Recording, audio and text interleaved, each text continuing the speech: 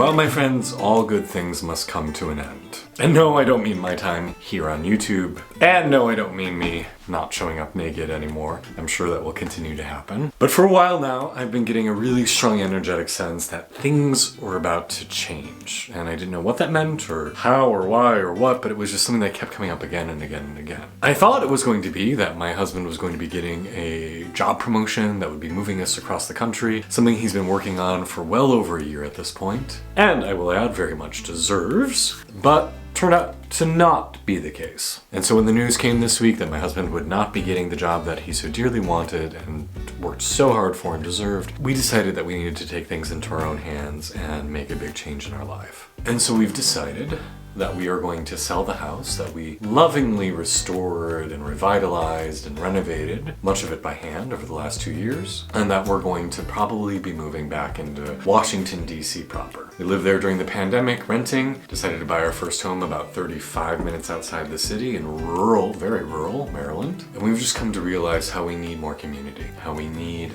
a change, how we need to be back around people and not just staring at cows outside my window.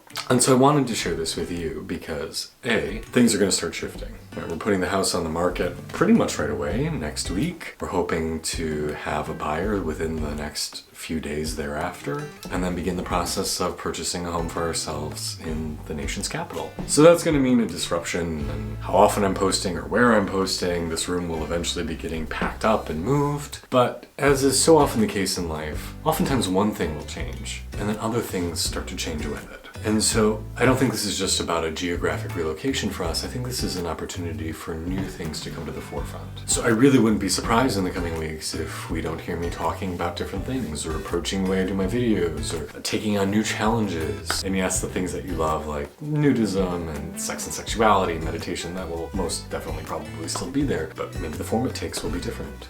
A lot of people fear change. It's one of the greatest fears people have. And in fact, they say that one of the most challenging, stressful moments in your life is moving. That it's like ranked up there in the top 3 for biggest stressor life events. We resist change. We hold on to what's familiar because it's comfortable. And if you watched my most recent meditation video from this previous Sunday, you got a little taste of how we can work with that fear, that resistance that comes up. Because ideally, we want to be the kind of person who flows with change. That when things adapt, when they move in a different direction, which they always will, because that's the nature of life, is to flow and to change and evolve. Ideally, we go with it.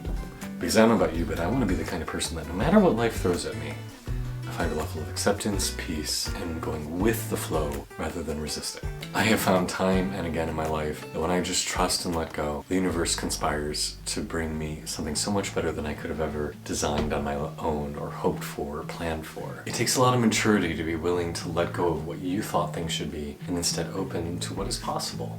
But if we are interested in living a meaningful life, I think it's a really necessary skill to cultivate.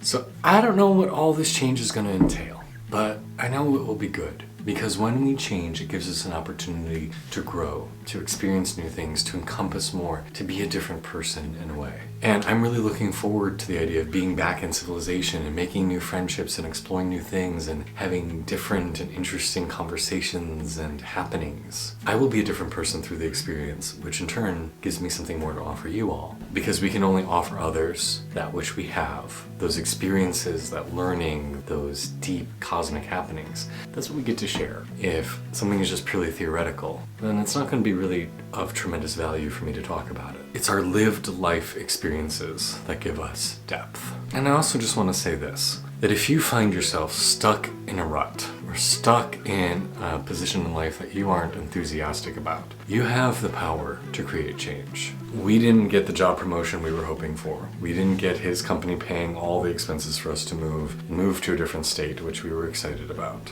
And so we could have just wallowed in our disappointment, or we could, in our case immediately that night, decide to take action.